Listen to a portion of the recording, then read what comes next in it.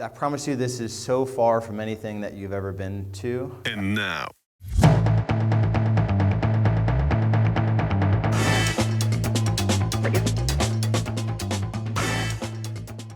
this is our kind of our updated buyer appointment tracking process.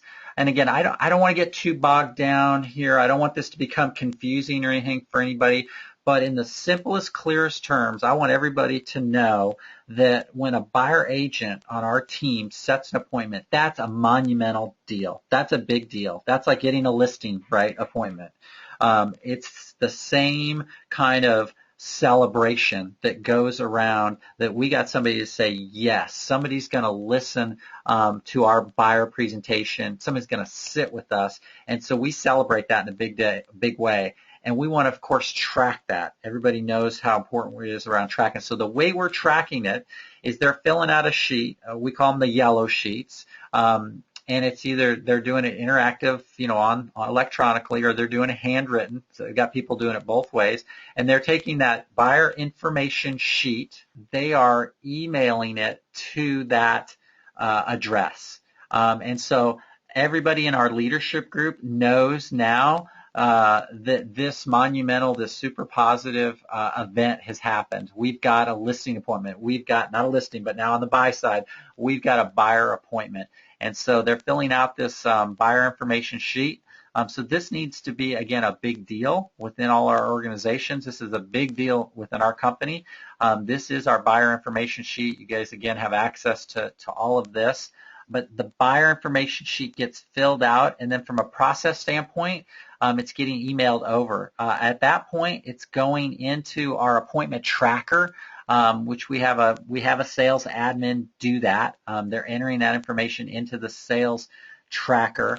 It also gets out there on a buyer calendar as well. Okay, so salesperson's entering it in. It's on a tracker. It's in the buyer calendar, and we're making sure that it's in our CRM system. And those are the three check boxes, if you will, on this defining moment of, hey, we've set an appointment as a company. We want to make sure it's in our tracker. We want to make sure it's on the calendar, and we want to make sure that our CRM has captured it. Now it's all about our buyer agent going out and presenting the VIP buyer presentation and winning loyalty, right? And so what we're doing is once that meeting either happens or doesn't happen, we are asking for an outcome of that meeting. Number 6 I'm looking at there is, hey, report back to the company. What is the outcome of that meeting? Hopefully, right, it was a signed loyalty agreement, but we're tracking the outcome. The outcome is the meeting canceled and never happened, or it postponed, or it happened and I got it, right? I got loyalty.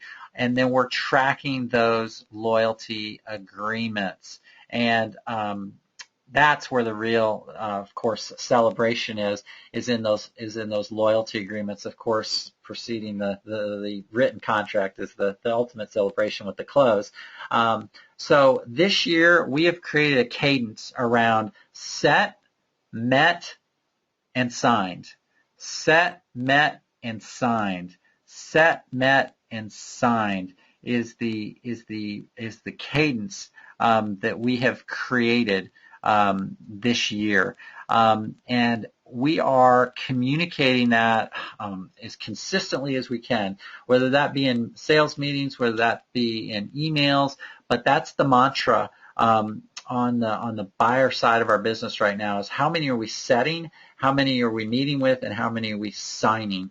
In terms of specific numbers, the target from a set standpoint is 3 a week, that they're getting 3 people of the leads that they're pursuing.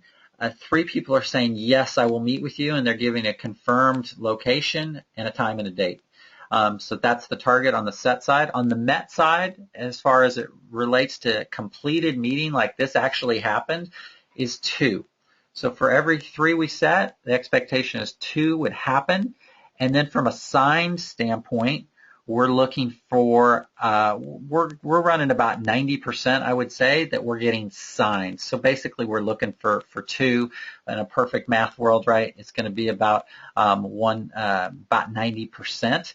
But that's what we're really shooting for, is that everybody on the team would be able to come back to the base camp and say, hey, I've got 2 signed loyalty agreements. I've got 2 signed listing agreements, if you will. And we've even went out and got a little basket and put it on our conference room table. We call it our loyalty basket. And in the loyalty basket is our loyalty agreements. And so right there, hard copy is where we celebrate on a weekly basis how many loyalty agreements we did get signed or didn't get signed, right? That might be a more challenging meeting as well, as, hey, our target was whatever times the number of people. It'd be 2 times the number of people you have, and maybe you've only got half the loyalty agreements that you should have. Well, we can have a conversation around that, right? And how can we make sure we don't show up next week 5 short or 10 short or 1 short or whatever it is. So it cuts on both sides. It's a celebration of who won, who got loyalty, how many did we get, and for who doesn't have loyalty or where we're short, we want to make sure that's public and that they can see that's out there. And that's reflected, on the scoreboard, if you will.